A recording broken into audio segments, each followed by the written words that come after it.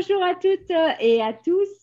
Bienvenue pour cette reprise des ZMIP, les Zoom Made in Physiobel. Et je suis ravie dans ce début janvier. Donc, je vous souhaite tous mes voeux vraiment plein de bonheur, plein de santé, de réussite, de succès. Et je suis ravie parce qu'on commence avec un invité que j'affectionne tout particulièrement. Ça fait 5 ans maintenant qu'on se connaît, Christian. Christian Junot, il va se présenter. Et puis après, on reparlera du sujet de aujourd'hui. Mais j'ai envie de vous le faire découvrir. C'est une personne vraiment de qualité et de cœur. Donc, bienvenue, Christian. Je te laisse te présenter à ma communauté. Bien évidemment, c'est enregistré, ce sera mis sur la chaîne YouTube. Présente-toi dans cette nouvelle année 2022, Christian. Merci. Alors, merci pour l'invitation. Alors, oui, donc je suis suisse, comme mon accent va le trahir, j'imagine. Économiste de formation. Moi, j'ai eu une carrière de 23 ans dans une très grosse banque, dont 17 ans comme conseiller en placement financier. Je suis à mon compte depuis 11 ans, suite à une perte d'emploi, la fameuse crise des subprimes. Et voilà, donc j'étais formé à toutes sortes d'approches qui étaient autour de l'humain. Je me suis également certifié au coaching à Lyon. J'ai fait deux, trois autres approches, la communication non violente, du systémique. Mais surtout, j'ai eu la chance de connaître un gars qui s'appelle Peter Koenig, c'est un Anglais qui vit à Zurich, qui a fait des années de recherche sur la relation à l'argent des années 80 et 90. Et j'étais son organisateur, alors j'étais encore à la banque depuis 2007 à 2010. Et puis, à force de suivre tous les ateliers que j'organisais pour lui, sans le savoir, je me suis imbibé, je dirais, au biberon de Peter Koenig, ce qui fait qu'un jour, il m'a dit, c'est bon, Christian, tu vas faire ça à ma place. Ce n'était pas du tout dans mon programme, mais effectivement, j'ai commencé à le faire. J'ai vu que j'adorais animer sur ce thème de la relation à l'argent. Et de fil en aiguille, c'est devenu une expertise pour moi. Et surtout, il y a d'autres thèmes que je sais très bien faire. Simplement, ce que j'ai pu voir, c'est que ce thème, déjà d'une part, est très méconnu. Ce thème est donc très peu proposé. Et justement, au fond, ce que je vois, c'est que notre relation à l'argent influence beaucoup plus notre vie que nous ne l'imaginons. Donc, imaginez que quelque chose influence beaucoup votre vie et que vous ne vous en occupez pas, ça va avoir des conséquences compliquées pour vous, en quelque sorte. Ouais. Et c'est pour cela. Oui, vas-y. Voilà. Et donc, du coup, comme c'est par ton expertise que je t'ai connue, puisque j'ai fait tes formations, donc je peux en parler, puisque en 2017, je passais une très mauvaise phase. C'est grâce à toi, et je le dis tout le temps, mais c'est vrai, grâce à tes formations et ton enseignement, ça m'a permis d'avoir une relation beaucoup plus douce et harmonieuse avec l'argent. Et du coup, je t'ai proposé, pour commencer l'année, un sujet qui, je pense, t'a mis en joie, vendre avec aisance, puisque nous, esthéticiennes, on a un peu de mal, et comment vos blocages avec l'argent peuvent vous saborder, parce que tu parles souvent que ça nous saborde quand justement l'inconscient, les relations ne sont pas mises à nu et qu'on ne travaille pas dessus en fait. Tout à fait. Et au fond, ce qu'il y a la notion de relation à l'argent, c'est aussi pour ça que j'aime beaucoup ce thème, c'est que pour avoir une bonne relation à l'argent, une relation à l'argent, si je peux utiliser le mot saine, je mets des guillemets sur saine, mais je pourrais m'expliquer tout à l'heure. Pour moi, c'est un travail d'amour de soi. Plus j'ai d'amour pour moi, meilleure est ma relation à l'argent. Donc, au fond, ma relation à l'argent, c'est le prétexte, j'ai envie de dire, on va aller voir ce qui ne fonctionne pas là où ce n'est pas fluide, ce n'est pas facile. Et en allant voir effectivement ce qui se passe, on va descendre à un niveau plus profond et on va aller voir quelque part ma relation de moi à moi, mais aussi beaucoup de moi aux autres et de moi à la vie. Et pour commencer, j'aimerais bien vous entendre, vous mettre dans le chat, ou si une personne veut prendre le micro, juste pour dire au fond, qu'est-ce qui est plutôt compliqué pour vous avec les questions d'argent. Si vous voulez mettre quelques témoignages, ça me fait quelque chose, ça m'aidera un peu à me mettre en lien avec vous également. J'en ai déjà un, mais alors, ah oui, j'ai une petite règle qu'on va mettre en place pour les ZMIP, c'est-à-dire je vous invite à lever la main. Donc, vous avez une petite main, vous avez des petits sigles et il y a lever la main comme ça. Pour prendre la main, comme ça, je vous donnerai la main, ce serait cool pour qu'on puisse, que ce soit plus fluide en fait. Donc, levez la main, mais j'ai déjà un post. J'ai Cédric qui dit effectivement, moi, je suis dans l'erreur. Pour moi, l'argent est une source d'agressivité, de tension et d'énervement. alors que c'est l'opposé de ce que je suis au fond de moi, mais par peur du manque, ça me rend agressif envers moi, mais aussi envers les autres. Donc, c'est vraiment difficile pour moi. Ok, merci pour ce témoignage. Je vois qu'il y a aussi Angelina qui parle aussi de la peur du manque. Et Ouais. pour les autres, Allez, allez, il est gentil, Christian, il ne mord pas. Donc, partagez, franchement, profitez. Il nous accorde ce moment avec nous. Donc, profitez, les filles. C'est vraiment important. Même si vous n'avez pas votre caméra, prenez le micro. C'est vraiment important. C'est d'avoir des réponses, justement, ce soir. autrement, je vais croire que vous n'avez aucun problème avec l'argent. Donc, je me demande ce que vous faites là. Annabelle fait un petit signe, voilà. Tu veux prendre le micro? Vas-y, vas-y, vas-y. Oui. Attends, vas-y, réactive. Excuse-moi, Annabelle. Coucou, Annabelle. Voilà. Bonjour. Alors, des fois, j'ai pas le sentiment d'avoir des problèmes avec l'argent parce que quand j'ai envie d'acheter, je vais acheter. Quand j'ai pas envie d'acheter, j'achète pas.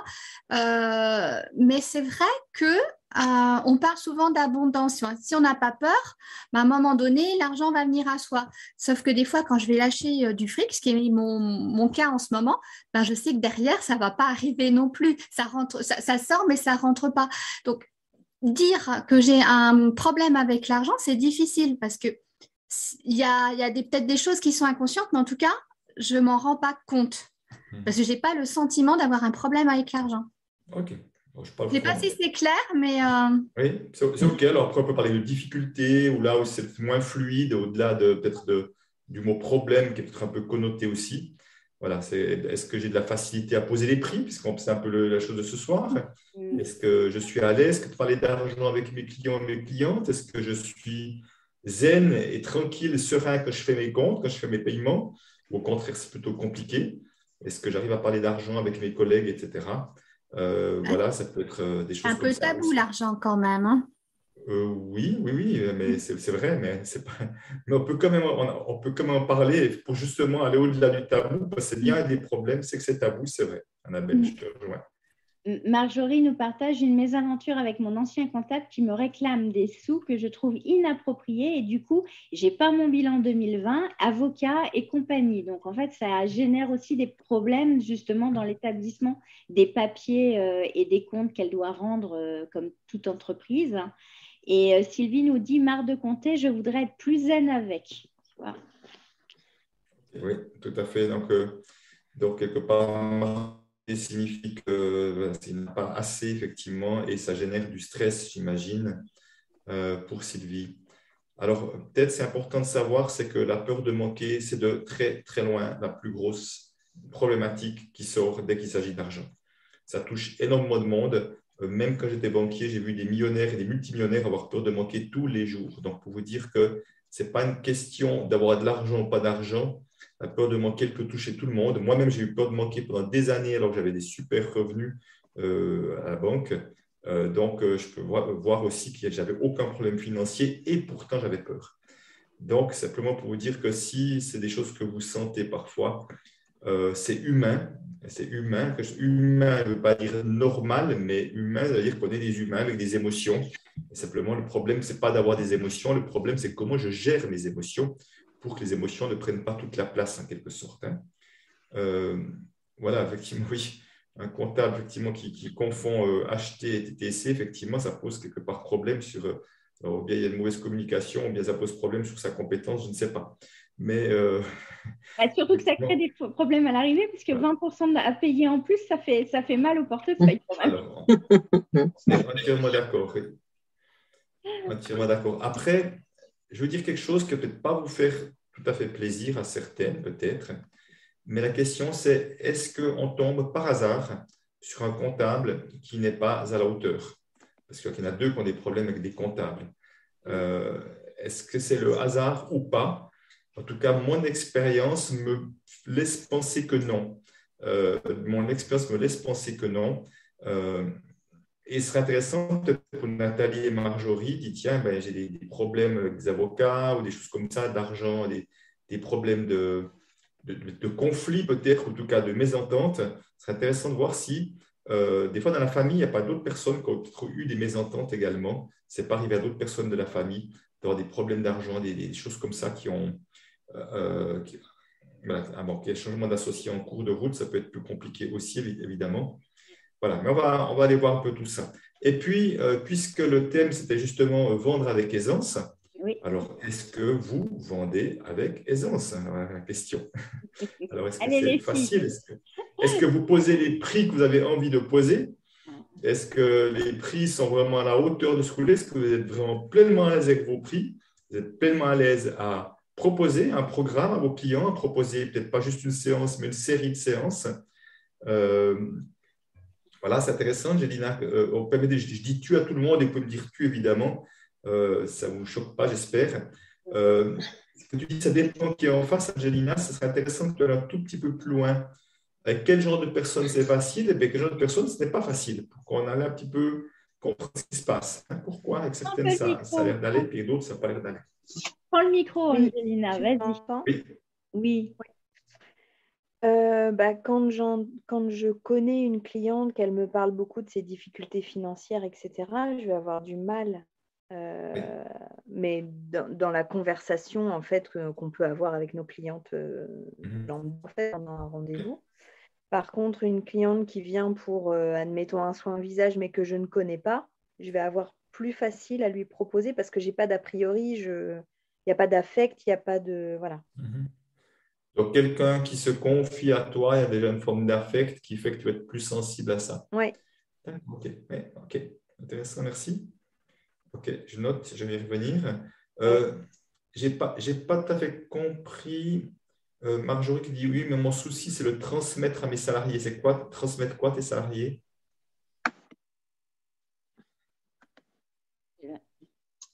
Oui, bonsoir. Bonsoir, Marjorie. Du coup, plus cette facilité à vendre. Ok. C'est-à-dire que toi, tu as de la facilité, mais pas tes employés, c'est ça? Oui, moi, j'ai du mal à le retransmettre. D'accord, ok.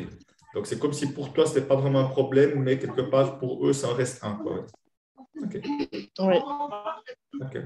Désactive parce qu'il y a du son derrière toi. Par contre, Élodie dit la même chose, que ses employés se mettent souvent dans le porte-monnaie de la cliente. Alors, c'est amusant comme expression. Je sais pas, tu rebondis souvent sur les expressions. Se mettre dans le porte-monnaie de la cliente. C'est. Oui, je ne connaissais pas l'expression. C'est une manière de parler d'empathie, puisqu'on dit on se met dans les chaussures de l'autre quand on parle d'empathie. Voilà. Mais en France, on le dit dans le porte-monnaie de la cliente. Ok, d'accord. Tu vois, alors je ne connaissais pas, c'est intéressant. Ok, pour Agnès, effectivement, compliqué d'augmenter mes tarifs et de faire des offres. Ok, merci Agnès. Nelly, elle dit « Je n'ai pas de souci avec l'argent, mais je n'arrive pas à avoir un salaire actuellement et ça commence à m'agacer. » Donc, c'est comme une forme de souci tôt ou tard, j'imagine, si ça devait durer. Ok. Alors. Elles font souvent des formations vente, mais c'est difficile, souvent ce que je vois dans les stagiaires, et puis dans les esthéticiennes, et puis les autres métiers, que ce soit coiffure, soignant, enfin tu l'as déjà vu, c'est vraiment la problématique, c'est comme a dit Angelina, quand on connaît les gens et qu'on se met à leur place, on n'ose plus vendre alors qu'on vendrait normalement si on était dans le conseil et de ce qu'elles devraient avoir en fait, parce que souvent en fait on rogne des conseils et des produits, on ne leur vend pas des produits dont elles auraient besoin en plus pour les soigner, pour les faire les soins. Ok, donc j'ai envie de rebondir là-dessus peut-être. Alors c'est sûr que c'est humain, encore une fois, d'être en lien avec ses clients, c'est même très bien, et simplement c'est important de se rappeler une chose. Ce n'est pas parce qu'un client a des difficultés financières qu'il ne gagne pas d'argent. Parce qu'il y a des clients qui font des choix. J'ai un ami qui s'occupe de personnes surendettées, mais de personnes surendettées qui ne sont pas à l'assistance sociale, qui ont des vrais revenus et des revenus pas négligeables du tout parfois. Et il y en a un paquet de ces gens-là qui ont largement de quoi faire, assez pour faire, mais qui sont quand même en situation de surendettement. Donc, je veux dire par là, c'est que moi, j'ai pu voir aussi plein de fois que des personnes qui disent « Voilà, j'ai des difficultés », c'est juste parfois une mauvaise gestion de leur argent, parfois ce sont des priorités. Ah ben oui, c'est sûr que si je veux tout avoir, je ne supporte pas les frustrations, je vais aller en vacances à cet endroit-là, puis ci, puis ça, j'aurai peut-être des difficultés financières, mais au fond, ce n'est pas que je n'ai pas les moyens, c'est juste une question de priorité. Et donc, c'est vrai que quelqu'un qui vous parle de difficultés financières, c'est important de se souvenir que, OK, elle a des difficultés financières, mais est-ce qu'on sait combien elle gagne? Est-ce qu'on connaît ses dépenses? Est-ce qu'on connaît son train de vie? Est-ce qu'on sait… Voilà. Donc, à un moment donné, déjà, ben, si elles font un choix de venir chez vous, c'est déjà un bon signe, parce que ben, je dirais qu'il y a pour une partie de la population où la question ne se pose peut-être même pas de pouvoir venir vers des personnes comme vous. Et puis, il y a une partie de la population pour qui, oui, c'est possible. Et encore une fois, on va voir que là, il y aura des priorités. Et à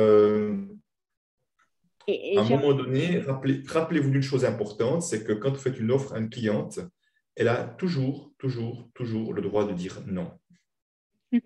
Oui, mais en fait, les esthéticiennes n'aiment pas qu'on leur dise non. Elles ont peur que c'est leur amour d'elles-mêmes à qui on dit non, en fait. Hein. C'est souvent le problème. Voilà, donc non, effectivement, c'est important de se souvenir d'une chose parce que tant qu'on n'arrive pas à différencier, j'ai vu ça avec les artistes. Les artistes, on n'achète pas leur tableau, ils vivent ça comme du rejet. Et pourtant, je leur dis, mais moi et vous, la même chose, les photos, les tableaux n'ont pas tous les mêmes goûts, mais ce n'est pas pour autant que je n'aime pas la personne, c'est juste ce tableau, ça ne me plaît pas plus que ça. Donc, c'est important de différencier que vous offrez, vous proposez une prestation. La prestation, certes, c'est vous qui avez l'affaire, mais c'est à une offre qu'on dit non. Ce n'est pas à vous. C'est une offre que vous faites. Hein. Donc, à un moment donné, c'est important parce qu'effectivement, on peut avoir une série d'offres différentes et puis, en fonction de cette série d'offres différentes, ben, il y en a une qui conviendra plus ou moins bien à la cliente et en fonction du tarif peut-être, mais pas que. Donc, simplement… Si vous voulez, au moment donné où je prends l'exemple d'Angelina, à un moment donné que je n'ose pas, quelque part, je me mets déjà dans la position du sauveur. Je vois l'autre comme étant quelqu'un de guillemets un peu petit, qui a des problèmes, puis moi, dans le bon sauveur ou sauveuse que tu es, ah ben non, je ne vais pas rajouter une couche. Et c'est important, quelque part, de lui donner sa responsabilité d'être humain, parce que tu as en même temps, quand on veut prendre soin de l'autre à partir du sauveur, les coachs, les thérapeutes sont tous des sauveurs dans l'âme, moi le premier. Je peux imaginer que chez vous, dans votre profession, assez facilement aussi. Et si on veut, quand on est en mode sauveur, quelque part, on voit l'autre comme petit, on ne donne pas sa juste place. Je donne un exemple pour faire comprendre ça. Je me souviens d'une femme qui faisait une forme de médiumnité et qui allait chez les clients. Et à un moment donné, elle disait que j'allais chez le client et puis j'avais l'impression qu'ils n'avaient pas d'argent et tout, qu'ils n'avaient pas beaucoup de moyens. Je me barrais rapidement sans demander d'argent, sans rien. Et elle a reçu des téléphones de clients qui ont dit, mais on n'a pas pu payer, vous êtes parti, on n'a pas eu le temps de payer. Elle dit, non, c'est gratuit. Puis elle dit, comment ça, c'est gratuit? Madame, c'est exclu. Nous avons reçu quelque chose, nous voulons donner quelque chose. Donc, à un moment donné, ce qui est important de voir, c'est que c'est comme si elle leur enlevait leur dignité. Quelque part, elle choisissait, elle, qui n'avait pas les moyens de payer. Et ces personnes-là, ça peut être extrêmement vexant aussi, quelque part, de penser que ce sont des pauvres petits qui n'ont rien demandé. Si on demande, OK, c'est autre chose. Mais si on ne demande rien, si on veut, on va prendre soin de quelqu'un qui n'a pas demandé qu'on prenne soin de lui. Je ne sais pas si vous voyez la différence. Et surtout qu'en plus, Angelina fait le cursus de neuroesthétique, donc elle apprend à être coach de ses clientes, donc ça doit bien lui parler ce soir. Elle disait d'ailleurs, j'ai pas envie de leur mettre l'eau à la bouche et qu'elles se sentent gênées de dire non. Oui, mais si on veut, première chose, c'est important d'être capable de parler de ses prestations, de ce qu'on fait avec passion. C'est important, on ne va pas juste réciter une liste de choses qu'on fait, moi je donne l'expression, j'espère qu'il n'y a pas trop de végétariens, on va mettre de la chair autour de l'os. La prestation Intel, on va l'expliquer, mais on va l'expliquer avec le plaisir. Ah ben voilà ce que c'est, voilà ce qu'on va faire, voilà ce que ça permet, voilà pourquoi j'aime tellement cette prestation. Vous voyez, on va amener ça d'une manière ou d'une autre. Alors, c'est évident que nous tous, sans exception, que quelqu'un qui parle de son produit ou d'un service avec passion, et qu'on voit qu'il y met tout son cœur est plus attirant qu'un autre. C'est évident, on est tous comme ça. Et là, je veux dire. Hein, et là, on rejoint la question de Sylvie, mais à quel moment c'est pas du forcing de réussir à faire que la chair est plus belle que ce qu'elle n'est pour de vrai?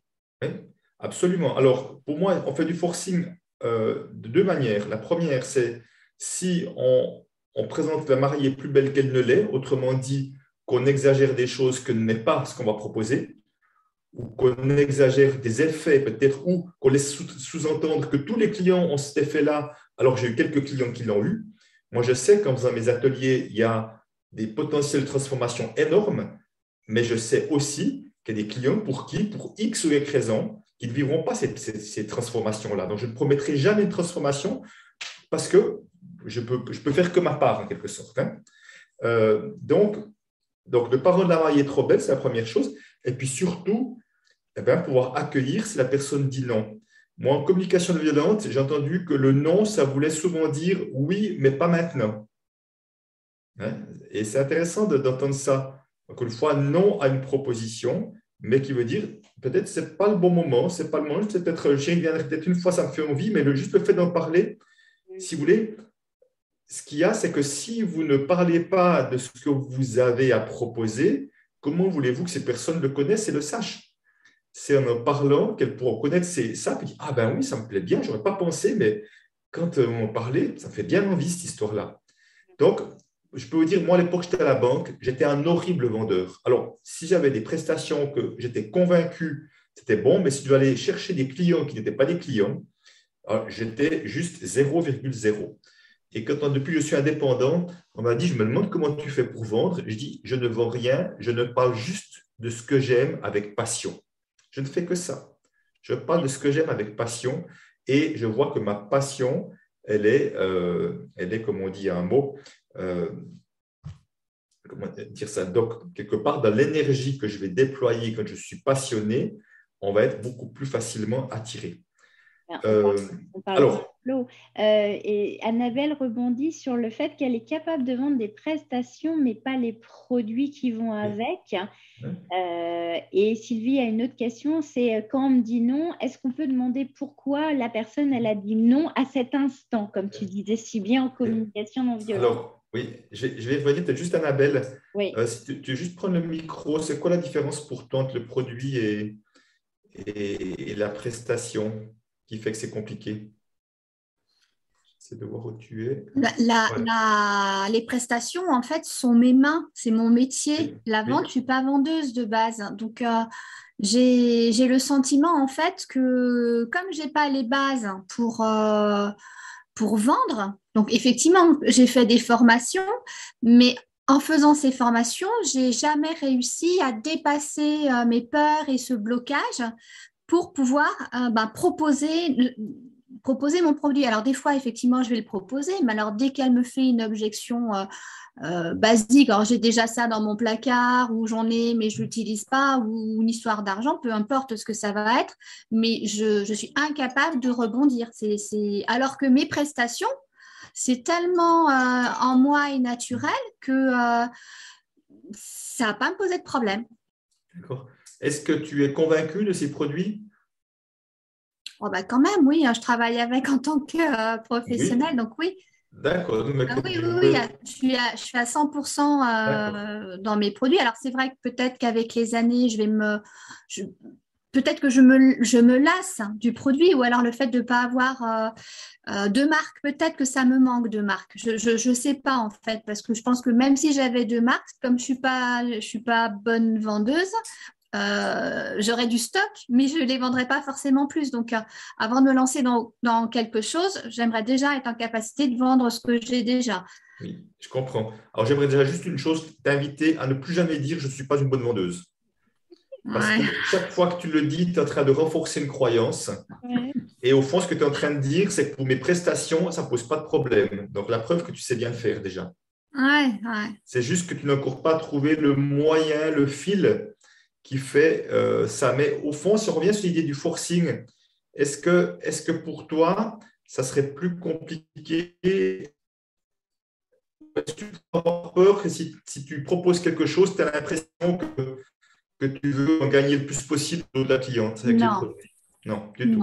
Non. D'accord, ok. Non, parce que je suis pas là-dedans. En fait, non, ça n'a jamais été le cas. Forcer les gens pour histoire de me dire que je mets dans mon Non, je ne suis pas en train de tiroir. dire, je suis pas en train de dire que tu forces. Non. Je suis en train de dire que la peur qu'on puisse penser de moi que je force, c'est suffisant pour être déjà un peu bloqué. C'est pas la même chose du tout. Si tu es passionné par les produits, tu devrais pouvoir en parler aussi, enfin, trouver des complémentarités aussi. Pour parler de complémentarité, on parle le produit et la prestation, le mélange gagnant, par exemple. Si c'est le cas, évidemment. Donc, moi, je ne connais pas ce que vous faites, mais c'est vous qui allez pouvoir traduire mes paroles dans ce qui est faisable ou pas, en quelque sorte. Est-ce que… oui, c'est intéressant cette question. Sinon, est-ce qu'on peut lui demander pourquoi? Alors, mais encore une fois, moi, je ne me considère pas comme vendeur, hein, même si je propose des services, je dirais. Parce qu'au fond, bien sûr, que c'est intéressant parce que est-ce qu'on est d'accord pour que pour certains, être vendeur ou vendeuse, ça peut avoir une connotation négative? Oh oui, je pense qu'il y en a plusieurs qui vont. Bah, d'ailleurs, Annabelle a dit qu'elle n'était pas vendeuse, parce qu'elle ne veut pas être. Tiens, Sylvie, c'est une connotation négative. Sylvie aussi, clairement. Hein.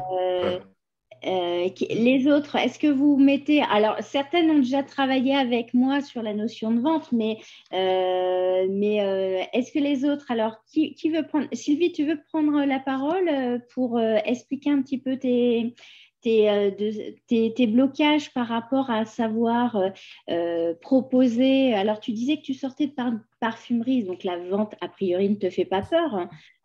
Pourquoi as-tu peur du forcing? Est-ce que Sylvie est là? Oui, je la vois. Oui. Ah, le micro. Mettre le micro. Sylvie, il faut mettre le micro. Là.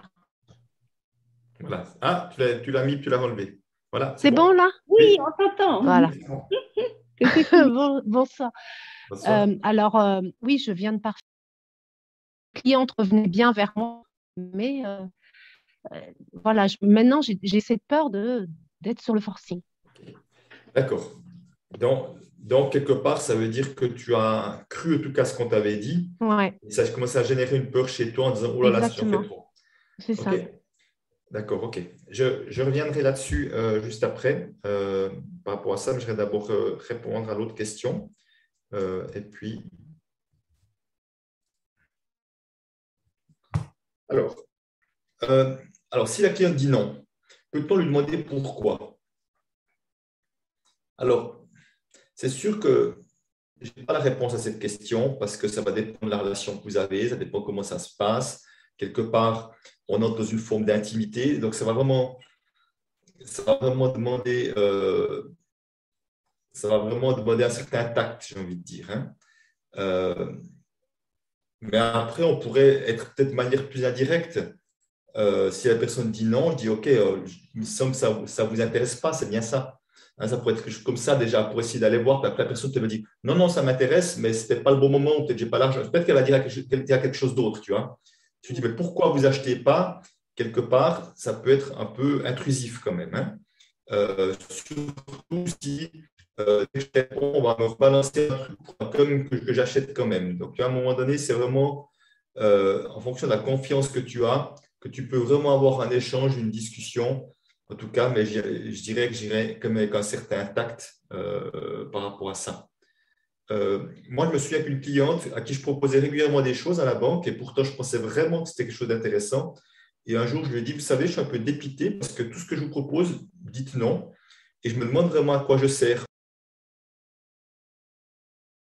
Parce qu'elle ne se rendait pas compte de ça. Et je suis, voilà, donc à un moment donné, c'est pour ça que je dis, c'est vraiment dans chaque situation, une recette magique qu'on peut faire avec tout le monde de la même manière et que tout fonctionne bien. Donc, en tout cas, on peut essayer d'avoir 2-3 explications ou dire là, est-ce qu'il y a peut-être quelque chose d'autre qui vous intéresse ou est-ce que ce n'est pas la bonne prestation pour vous? On peut essayer de poser une question complémentaire pour garder le dialogue ouvert éventuellement. Je ne sais pas si ça répond à la question, Sylvie. Mais il y a un truc qui était intéressant qui passait sur le chat. Il y en a plusieurs qui parlent du mot vendre, vendeur, Oui, que le mot en lui-même c'est pas un beau mot. justement. Alors, on va prendre un petit temps avec ça. Parce qu'effectivement, c'est vrai que le mot vendeur a, de la société générale, une connotation plutôt négative. Quand on dit quelqu'un que c'est un vendeur, souvent, c'est pas. Alors, à certains endroits, on dira super, mais dans d'autres milieux, on dira ah, il y a quelque chose qui est sous-entendu, c'est qu'il veut faire de l'argent sur mon dos. Hein, il veut faire une bonne affaire sur le dos des autres. Ça, c'est la version qui peut être sous-entendue parfois. Et évidemment, pour moi, un bon vendeur, c'est quelqu'un qui conseille bien, parce qu'un bon vendeur, c'est quelqu'un qui fait des ventes. Alors, il y a deux moyens de faire des ventes, effectivement. On peut faire des ventes parce qu'on conseille tellement bien que le résultat de la qualité de mon conseil, c'est que je fais des ventes. Ou je peux faire des ventes, effectivement, en forçant, en cachant des choses d'une manière peu éthique.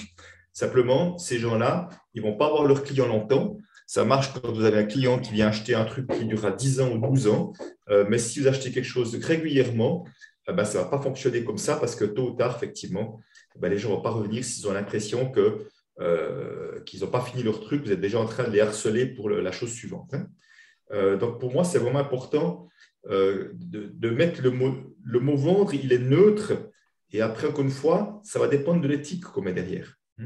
Parce qu'au fond, vous voyez, c'est quand même intéressant, c'est que au fond, vous êtes d'accord que vous êtes toutes heureuses si vous faites une vente, que ce soit de produits, de services, si les gens achètent.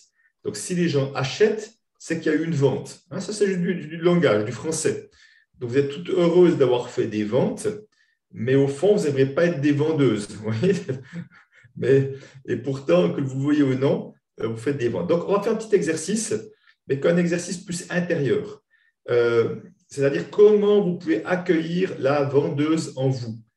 Alors, pour cet exercice, on va utiliser l'énergie des mots, M-O-T-S, parce qu'au fond, je vais vous dire une chose, chaque fois que j'ai peur de quelque chose, que je rejette l'idée qu'on puisse penser de moi d'être une vendeuse, pour prendre cet exemple-là, certains ont peur de passer pour vénal ou pour d'autres choses. Donc, chaque fois que j'ai peur de passer pour quelque chose, donc je rejette l'idée d'être une vendeuse, j'ai encore et toujours peur qu'on puisse dire de moi que je suis une vendeuse. Ce n'est pas parce que je le rejette loin de moi que je n'ai plus peur de ça. Donc, je prends un exemple avec les prix que je rencontre souvent avec les coachs et les thérapeutes. Ils ont peur qu'on dise « Ah ben, vos prix, c'est du vol. » C'est quelque part qu'on voit, qu'on trouve que ce sont des voleurs ou des voleuses. Je ne sais pas, ça parle à certains. Alors, qu'est-ce qu'ils font en général? Ils mettent des prix bas. Ils mettent des prix bas pour pas qu'on puisse dire d'eux que ce sont des voleurs ou des voleuses. Et qu'est-ce que je vois? C'est que je vois que même qu'ils mettent des prix bas, ils continuent d'avoir peur qu'on puisse penser ça d'eux. Au fond, le problème, c'est le regard des autres. Parce que aussi longtemps que je ne suis pas complètement détaché du regard des autres, et ce n'est pas facile, je vais attacher de l'importance à ce que l'autre pourrait penser et dire de moi si je lui proposais ça, ou si je lui demandais ça, ou si je lui proposais peut-être encore un article à côté. Donc, pour l'exercice que je vais vous proposer, c'est important de mettre vos pieds à plat, si possible vos mains en position d'ouverture, et puis de vous tenir d'une position un peu droite, comme ça. Alors, si il n'y a personne autour de vous, vous pouvez le dire à haute voix, faites-le à haute voix, c'est une préférence. S'il y a des personnes autour de vous, vous pouvez le dire dans votre tête. Alors, votre tête ne va pas forcément aimer ce que je propose, mais on est justement là pour transformer les choses. Donc, la transformation, elle se passe à travers le corps et à travers les émotions. Donc, on va juste être à l'écoute de ce qui se passe dans le corps, au niveau du corps et des émotions. Donc, les pieds à plat, les mains en position d'ouverture, et vous allez juste dire la phrase « Je suis une vendeuse et c'est bon ». Je suis une vendeuse et c'est bon. Et vous observez juste ce qui se passe dans le corps, sans rien changer. Vous dites juste la phrase. Je suis une vendeuse et c'est bon. Et après, je vais vous proposer d'aller un petit peu plus loin. Je suis la reine des vendeuses et c'est merveilleux. Je suis la reine des vendeuses et c'est merveilleux. Regardez ce qui se passe dans le corps. Est-ce que ça génère de la tension? Et ça fait plutôt du bien, ça fait rire, ça fait bailler. Il n'y a pas de... Regardez ce qui se passe.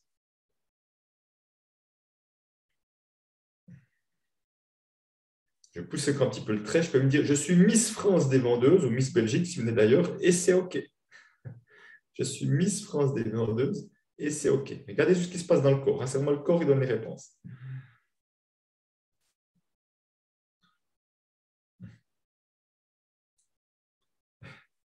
Donc, voilà, regardez ce qui se passe. Voilà.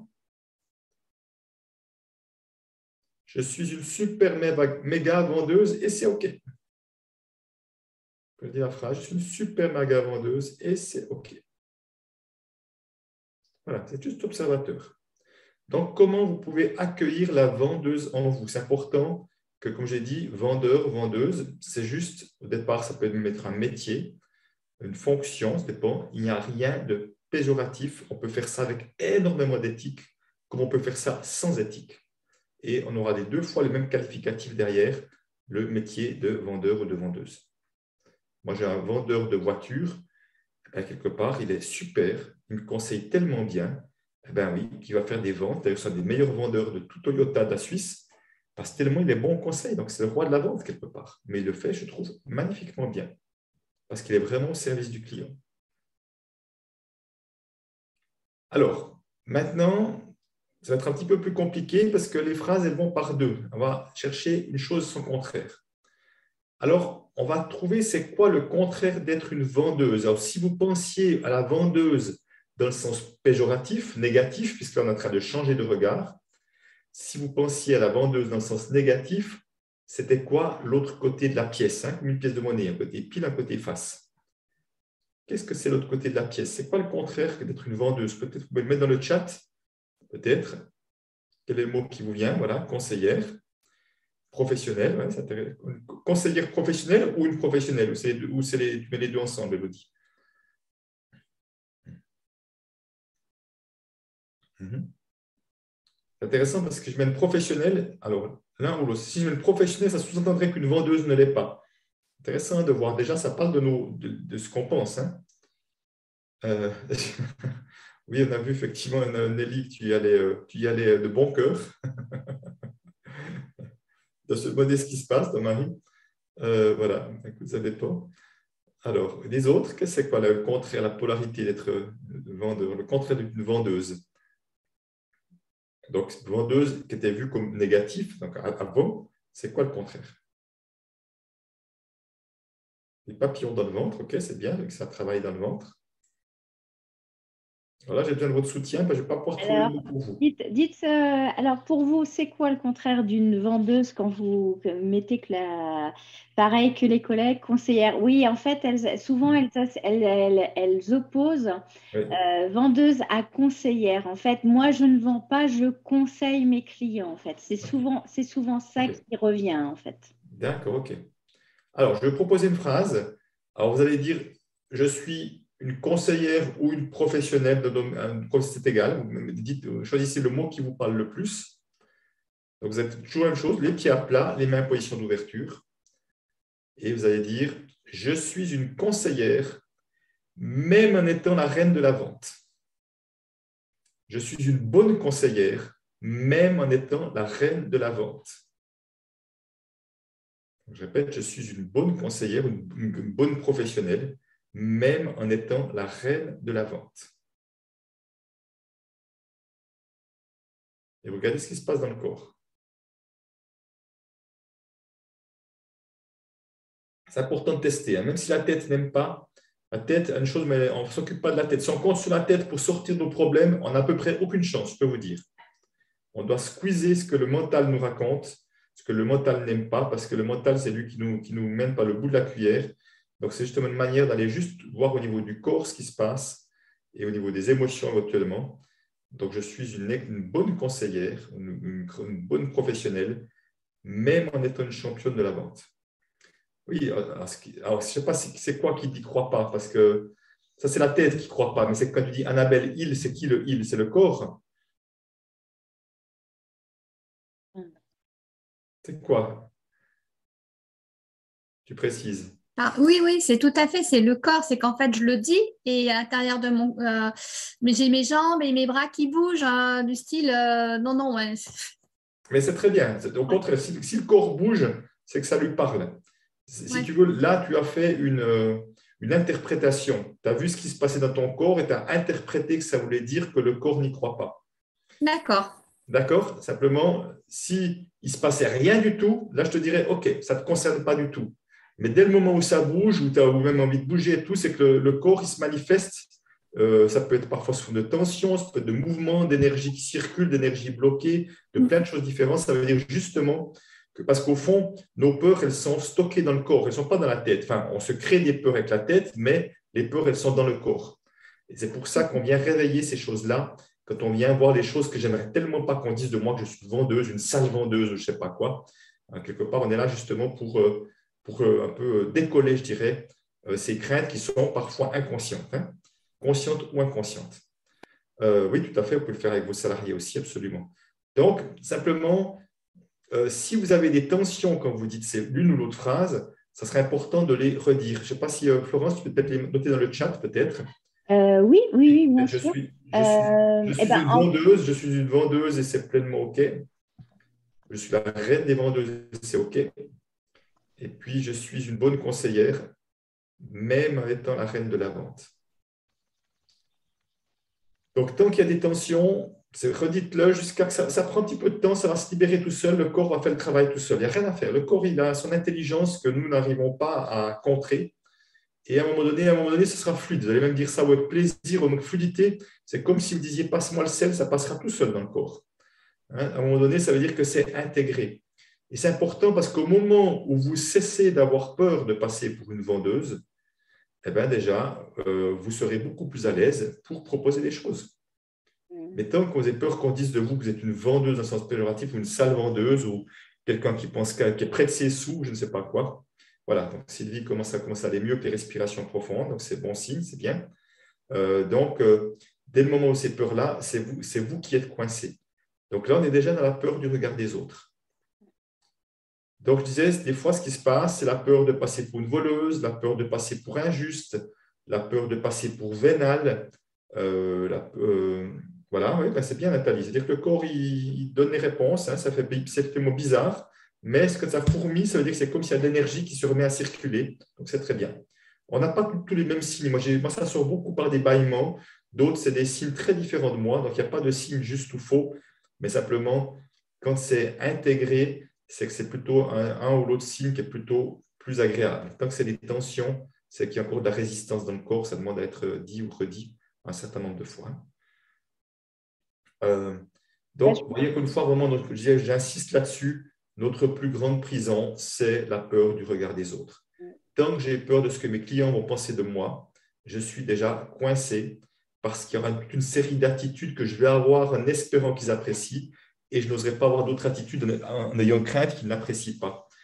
J'ai fait beaucoup de communication violente et ici, il y a une chose que j'ai appris d'essentiel avec la communication violente et qui, pour moi, je me retiendrai tout le temps, c'est que je n'ai aucun pouvoir sur ce que les autres pensent de moi. Je n'ai aucun pouvoir sur ce que les autres pensent de moi. C'est-à-dire qu'à un moment donné, je suis comme vous, j'ai des prestations, je mets des prix à des prestations. Et s'il y en a qui veulent dire que je suis un voleur, s'il y en a qui veulent dire que c'est injuste mes prestations, s'il y en a qui veulent dire que je suis un profiteur, parce que c'est aussi un truc difficile pour beaucoup, peur de passer pour profiteur ou profiteuse, je l'entends. C'est juste leur opinion, mais moi, je ne le prends pas. Je ne le prends pas. Et en général, quand les gens nous jugent, ils sont en train de parler maladroitement d'eux. La plupart du temps, je peux vous dire, vous savez ce qu'ils sont en train de dire la plupart du temps, les clients? Ils sont en train de dire, j'aimerais bien, mais je n'ai pas les moyens à ce moment. Ils sont en train de parler de leur frustration. Et plutôt que de dire, non, ça, je n'ai pas les moyens, j'aimerais bien faire ça, mais pour l'instant pas, ils préfèrent dire, non, mais c'est vraiment injuste vos prix, c'est dégueulasse, c'est pas normal, vous trouvez ça. Voilà. Ils préfèrent critiquer plutôt que d'oser dire en toute vulnérabilité, non, là, désolé, je n'ai pas les moyens, parce que souvent, quelqu'un disait, l'argent c'est tabou. Ce n'est pas facile d'aller dire, je n'ai pas les moyens. Parce qu'on a l'impression, eux aussi, ils ont peur d'être jugés s'ils disent ça. Oui, puis ça leur montre leur propre vulnérabilité, alors que c'est plus facile de rejeter en fait la faute sur nous, plutôt que de montrer. Voilà, c'est un automatisme de défense, tout à fait. Bien sûr, c'est vraiment ça, Elodie, tout à fait. Mais on a aussi nos propres automatismes de défense, évidemment. C'est pour ça que c'est important que si on en a une autre, de se souvenir qu'eux, ils ont aussi les leurs. Et qu'une fois que beaucoup se sentent coupables de dire qu'ils n'ont pas les moyens, parce qu'ils pensent que ça dit d'eux qu'ils ne sont pas quelqu'un de bien, par exemple. Souvent, il y a beaucoup de gens qui pensent que parce qu'ils n'ont pas d'argent, ou qui ne gagnent pas assez, que ça veut dire d'eux que ce ne sont pas des gens bien. Mais ça n'a rien à voir. Ce sont des immenses confusions. Est-ce que le cœur que vous avez, la générosité que vous avez, le cœur que vous avez dans ce que vous faites, est-ce que c'est dépendant de ce que vous gagnez? Ça n'a rien à voir. Vous pouvez être quelqu'un de profondément généreux et ne pas avoir d'argent, et profondément radin avoir beaucoup d'argent, ou l'inverse aussi d'ailleurs. Ça n'a juste rien à voir. Donc, si vous voulez, à un moment donné, parce que moi, j'ai déjà été très, très branché sur le regard des autres, j'étais bourré de peur, j'étais vraiment éduqué beaucoup en lien avec cette notion de attention à ce que les autres vont penser. Eh bien, en accueillant le profiteur en moi, le voleur en moi, l'injuste et tout ça, ben oui, je suis juste et injuste, je suis profiteur. Moi, je vous invite vraiment à vous autoriser à être d'immenses profiteuses. Parce que moi, j'ai bien l'intention, je suis un immense profiteur. Je fais tout pour profiter de la vie à chaque instant. Et tu pourrais nous donner une phrase avec « je suis une belle profiteuse ». Je pense que ça résonne dans pas mal d'entre nous, je crois, la profiteuse. Et il s'est même fait faire pire, il s'est fait forcer à dire « je suis égoïste et c'est OK ». Ah oui. J'ai fait dire ça, oh Eric, quelle horreur. En plus, le jour de ton anniversaire, en plus. Oui. Alors, et il l'a dit, et il l'a vécu. Mais alors, on peut refaire ça la même chose aussi. Ouais. Parce qu'au fond, si vous voulez, c'est intéressant. Vous savez, à l'image du vendeur, il y a plein de mots qui ont des connotations. On a déformé le sens premier du mot. Vous êtes d'accord que vous avez vous-même votre propre entreprise et faire du profit, eh ben, c'est quand même nécessaire. Hein. Entre profit et perte, on est d'accord que vous choisissez tous de faire du profit plutôt que des pertes. Donc, on est censé faire du profit, mais on ne devrait pas être de profiteur. On est censé saisir des opportunités, mais si on saisit des opportunités, ben, on devient des opportunistes. C'est quand même dingue ce truc-là.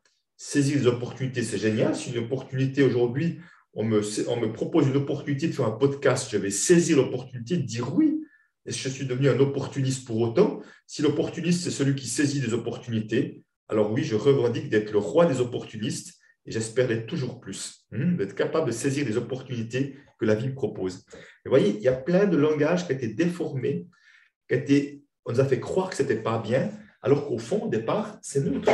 Opportuniste, c'est celui qui saisit une opportunité. Ben, si je ne saisis pas une opportunité, ça m'appartient, mais ça ne regarde que moi. Alors, effectivement, Élodie, c'est vraiment ça, c'est l'attention au regard des autres, c'est vraiment le problème dans le sens le piège, dans le sens du piège. Donc, c'est vraiment pour aller sortir de là, vraiment les mots à voir, c'est vraiment quelles seraient les pires choses, les pires jugements que vos clientes pourraient avoir sur vous. C'est quels seraient les pires jugements, parce que là, ça parle de vos plus grandes peurs également. Et ce sont ces grandes peurs-là qui vous empêchent justement d'être pleinement à l'aise et pour fixer un prix, et pour parler de prestations, et pour demander de l'argent. Si vous saviez le nombre de personnes qui n'osent pas facturer, qui n'osent pas envoyer des factures, etc., aussi à cause de ça. Bien sûr qu'on s'empêche plein de choses, Élodie, on est bien d'accord. Hein? Donc, quelles seraient les pires choses, les pires jugements que les clients pourraient dire de vous? Voilà, le qualificatif qui fait le plus peur. Voilà, pas assez pro. Donc, elle est quelque part, donc pas assez pro. J'aime bien trouver un mot, il n'y a pas du pas, Sylvie. Donc, le pas assez pro, ce serait quoi un mot qui serait… J'ai une petite idée, j'aimerais bien que tu trouves toi le tien, où on n'utilise pas le mot pas devant. Quelque chose profiteuse, oui, effectivement. Voleuse, souvent, ce qui revient, c'est aussi quand… Ah oui, mais je force la vente, donc en fait, limite, c'est je les manipule, tu vois. Je leur mens finalement pour vendre quelque chose, en fait. Voilà, donc effectivement, manipulatrice, c'est aussi une grande peur de passer pour une manipulatrice. Illégitime, ok, intéressant, illégitime. Ok, pas professionnel, Aurélie, même chose, essayez d'utiliser un mot. C'est quoi le mot qui veut dire pas professionnel? J'ai moi une petite idée, j'aimerais bien que vous le trouviez vous, parce que je n'ai pas forcément le même mot que moi. Hein. Arnaqueuse. Alors, Annabelle, un mot qui me plaît, imposteur. Tu as fait Annabelle, tu peux tous aller voir sur ma chaîne YouTube. J'ai fait dimanche une vidéo sur le conflit de l'imposteur. J'ai fait une vidéo là-dessus, donc sur ma chaîne, il y a plein de vidéos gratuites.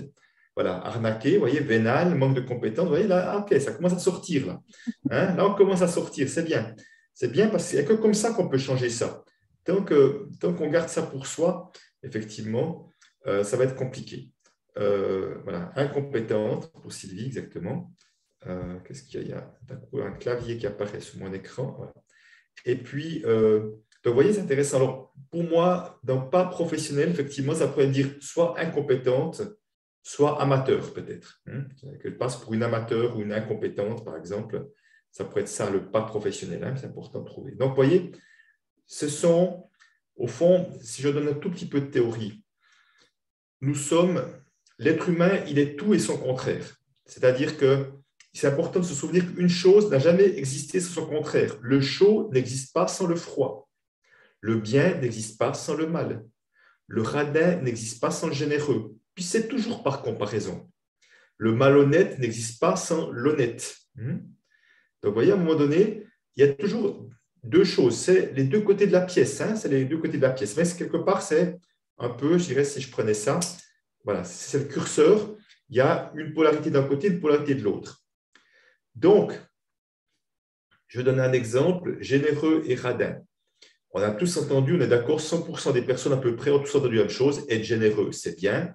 Être radin, c'est mal. On est d'accord. Et on peut faire plein de choses comme ça. Être honnête, c'est bien. Être malhonnête, c'est mal.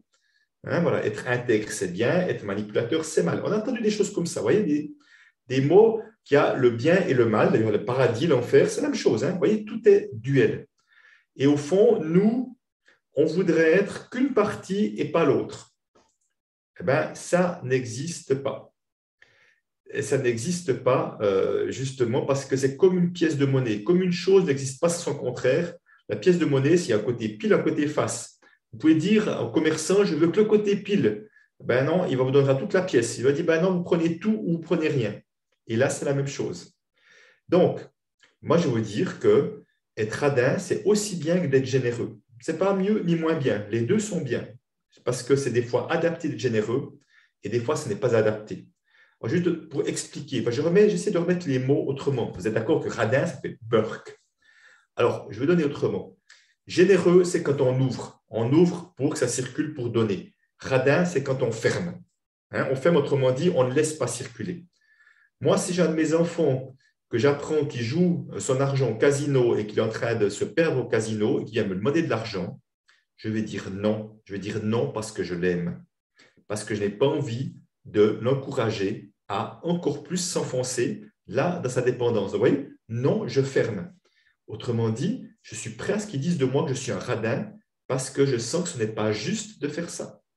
Et à un autre moment, un même enfant pour autre chose pourrait me demander, puis je dirais, mais évidemment, volontiers que je vais t'aider.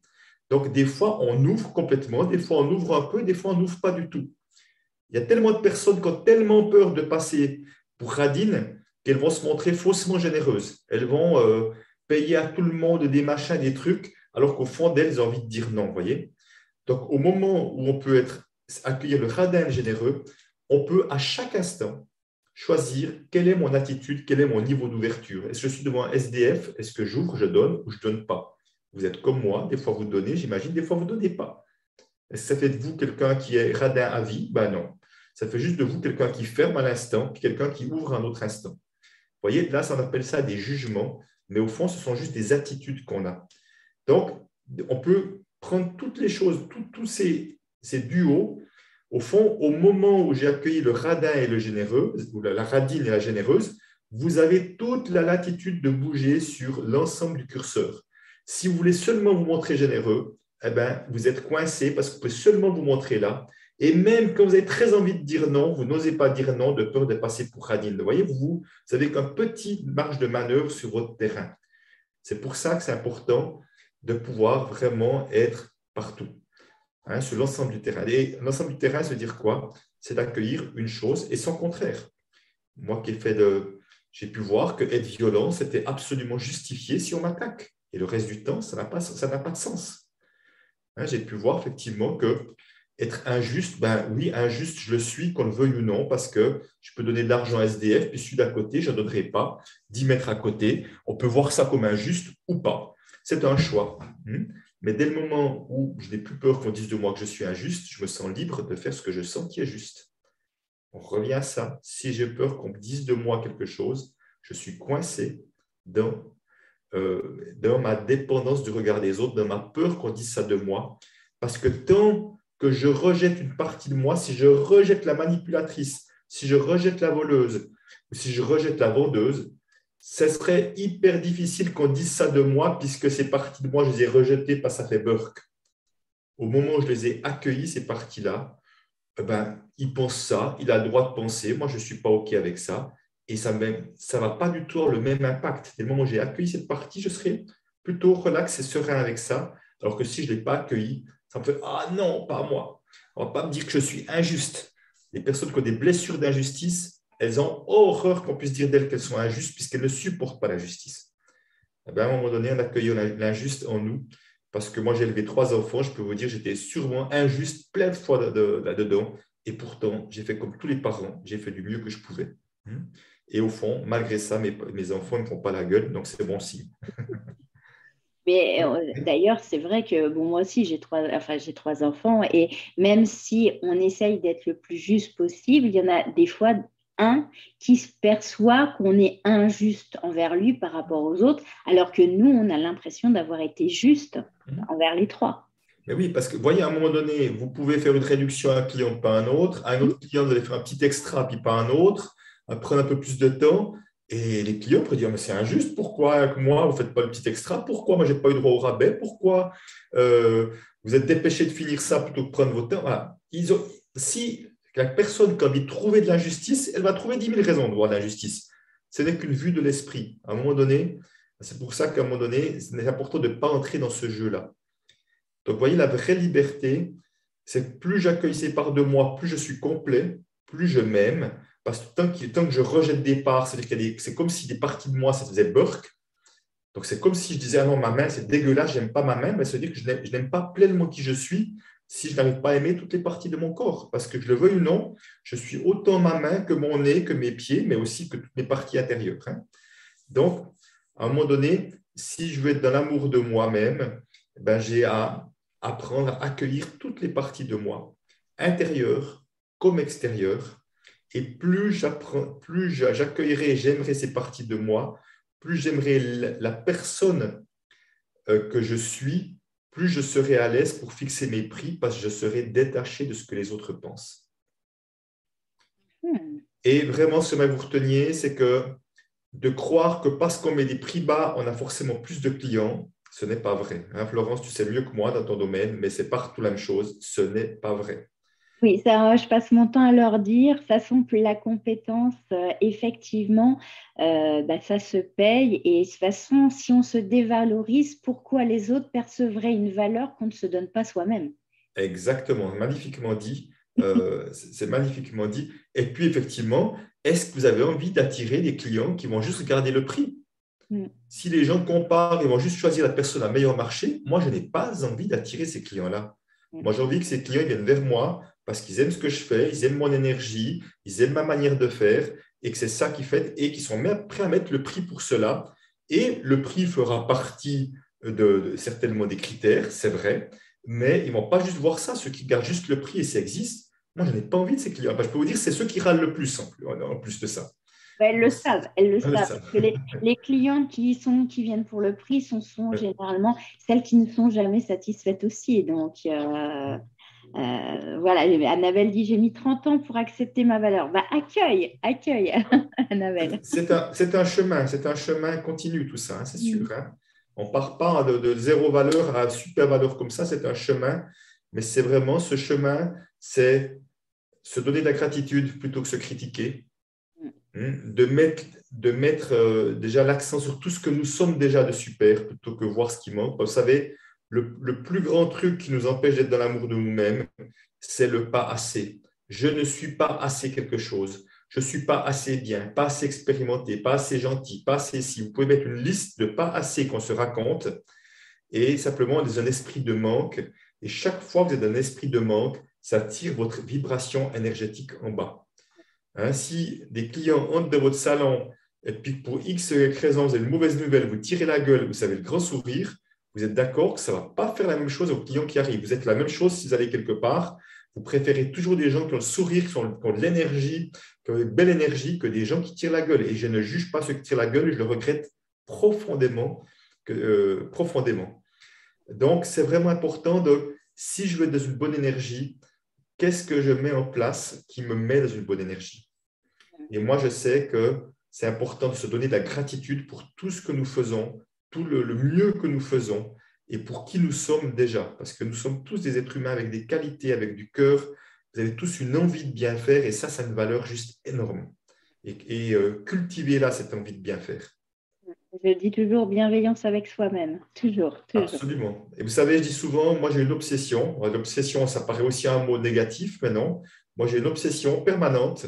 C'est comment je peux contribuer le mieux possible au bien-être et aux transformations de mes clients. Ça, c'est mon obsession. Je suis en permanence en recherche d'amélioration. Mais attendez, pas à partir d'un endroit de manque, je ne suis pas assez. Non, ce que je propose a déjà beaucoup de valeur, je le sais. Et j'ai une notoriété qui me le confirme.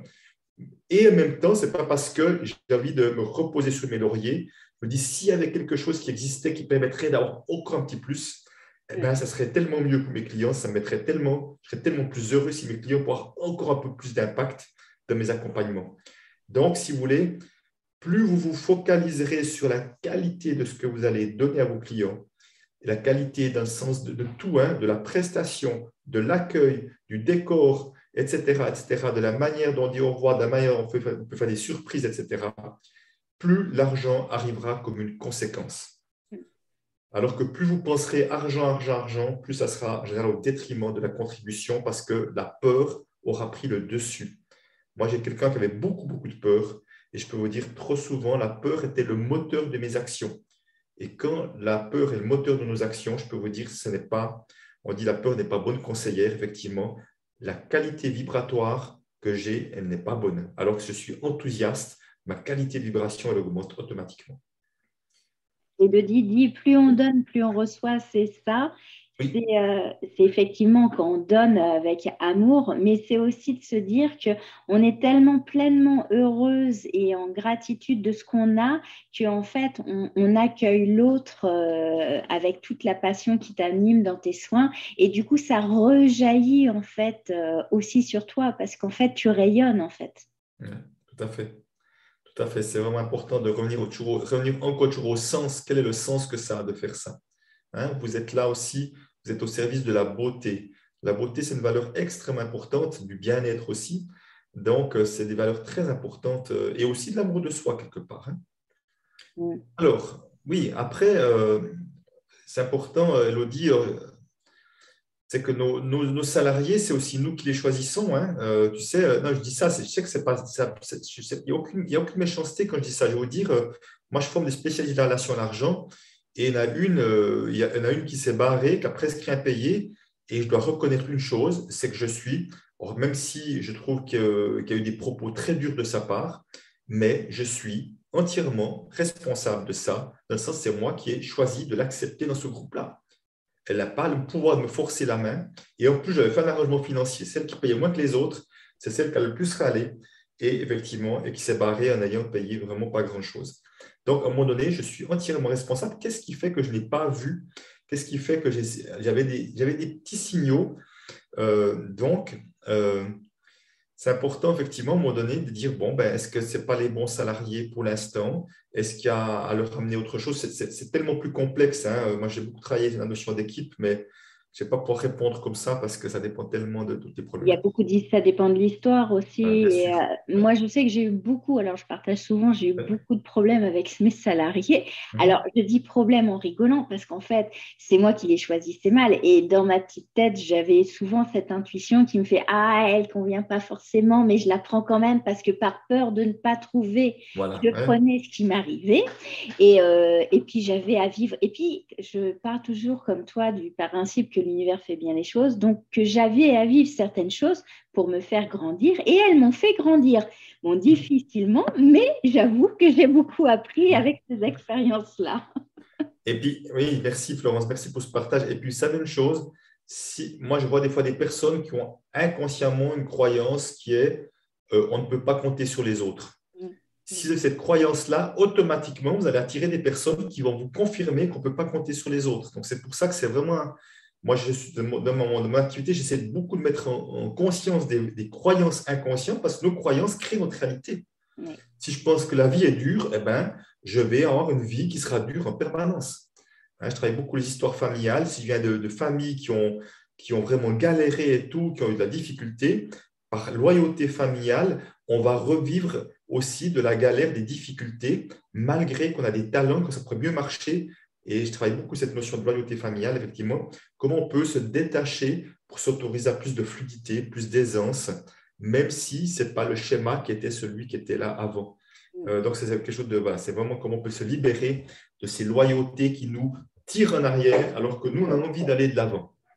D'ailleurs, alors, je vois qu'il est déjà, on a passé plus d'une heure. En tout cas, merci pour tes partages. Je crois que là, elles sont en train de cogiter. Et puis, ce que tu viens de dire sur les comportements et les croyances, en neuro, toutes celles, j'ai beaucoup de neuroesthéticiennes là ce soir qui t'écoutent. Donc, voilà. En tout cas, les filles, dites comment vous ressentez tout ce que vient de vous partager Christian, parce que c'est vraiment… vous avez le droit de dire que ça ne vous a pas convenu. Hein. Oui, aussi, mais bon, moi, en tout cas, ça m'a convenu. et j'avoue que, ouais, voilà, il y en a qui pensent, qui pensent à plein de choses. Moi, je voulais juste te faire un petit partage parce que je le dis, mais c'est vrai que grâce à toi, j'ai vraiment eu une perception qui a changé vis-à-vis de l'argent et je te serai toujours reconnaissante, tu vois, en 2017 où je venais de faire ma faillite, où j'étais endettée, tu te souviens, donc c'est vraiment quelque chose qui m'a apporté beaucoup. Et est-ce que tu as envie de partager une petite actualité de ta vie? Oui, tout à fait. Alors, merci déjà pour vos retours. Merci à toutes ça. Si ça fait cogiter, c'est bon signe, effectivement. Peut-être une dernière chose, vous savez, je pense que ça va parler à certaines d'entre vous. Une des grandes choses que je travaille de plus en plus, je travaille maintenant vraiment beaucoup les entrepreneurs et les indépendants, c'est ce que j'appelle les plafonds de verre. C'est vraiment les plafonds, c'est limite inconsciente qu'on se met qui fait qu'on n'arrive pas à aller au-dessus d'un certain niveau en termes de revenus, de fortune et de succès, de réussite. Ça, c'est vraiment au cœur de mon activité. Alors, c'est vrai que moi, je travaille de deux manières. J'ai soit des formations présentielles ou une formation sur Internet.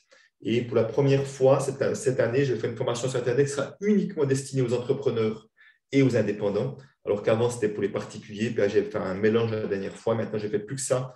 C'est le public avec lequel j'ai le plus envie de rester parce que pour moi, c'est vous qui changez le monde. Ce sont les entrepreneurs indépendants qui changent le monde. Et donc, j'ai une cohorte, normalement un groupe par année que j'accompagne pendant un certain nombre de mois. Et ça sera début février pour moi, le prochain lancement avec des webinaires avec des spécialistes. J'ai 7 spécialistes qui viendront chacun amener quelque chose, des webinaires de coaching de ma part, plein de vidéos et puis surtout une super équipe aussi. Donc voilà ce que j'en profiterai pour le partager si tu veux bien. Oui, bien sûr, mais volontiers, avec plaisir. Parce que si vous avez l'occasion de travailler avec Christian, je peux vous garantir que vos plafonds de verre vont disparaître. Alors moi, je vous embête un petit peu, mais alors ce n'est pas du tout au niveau de la relation. On travaille un peu les notions d'argent avec moi, mais rien à voir qu'avec Christian. Et donc… je pense que ta nouvelle formation va différer alors. Alors, écoute, je suis très confiant en tout cas. Vous voyez, je suis aussi dans la phase où je vais fixer un prix. Je suis un petit peu en hésitation. Je réfléchis encore comment ça résonne juste pour moi. Et voilà. Et merci Nelly. Donc, oui, tout à fait. Donc, ça va. Moi, je suis très confiant parce que je sais qu'il y a beaucoup de besoins. Moi, je vois tellement de belles personnes qui ont des super projets, qui ont des super énergies et qui galèrent financièrement. Et je trouve que c'est tellement du gâchis que c'est pour ça que j'ai vraiment envie que ces personnes puissent un peu aller casser ces choses-là, que tout le monde puisse avoir le succès que nous méritons tous d'avoir. Alors, le succès, ce n'est pas dire la même chose pour chacun, mais effectivement, pour moi, c'est vraiment important qu'on puisse s'autoriser à enlever les couches les unes après les autres. Et moi, c'est ce que je dis toujours, n'ayez pas peur de briller, les filles, vous êtes des lumières. Absolument. Autorisons-nous à briller, ça permettra aux autres de le faire aussi. Exactement. En tout cas, un grand merci de ce partage. Je crois que de toute façon, tu les as beaucoup impactés. Je pense qu'il va y avoir de la cogitation cette nuit. Je pense qu'elles vont vendre un peu plus de la meilleure façon qui soit. Et on te souhaite une grande réussite pour cette nouvelle formation qui arrive. Merci. Et en tout cas, je me permettrai de la partager parce que pour moi, tu es quelqu'un qui contribue énormément justement à la réalisation de nos projets. Donc, toujours un grand merci à toi. Merci Florence, merci Eric aussi, et merci à vous aussi d'avoir été là ce soir. En tout cas, je vous souhaite vraiment le meilleur et puis de continuer d'offrir votre meilleur, le cadeau de qui vous êtes à vos clientes et au monde. Merci. Et vous pouvez allumer vos micros pour dire au revoir. Oui, aussi, mais vous aviez le droit de parler aussi. Donc, allez, dites au revoir à Christian qui est... Au revoir et merci. Merci beaucoup. Au revoir, merci. Merci. Au revoir. Merci, au revoir. Merci beaucoup. Avec grand plaisir. Au revoir, Bonne journée à merci. vous. Belle semaine. Merci. Belle année encore. Au revoir. Au revoir.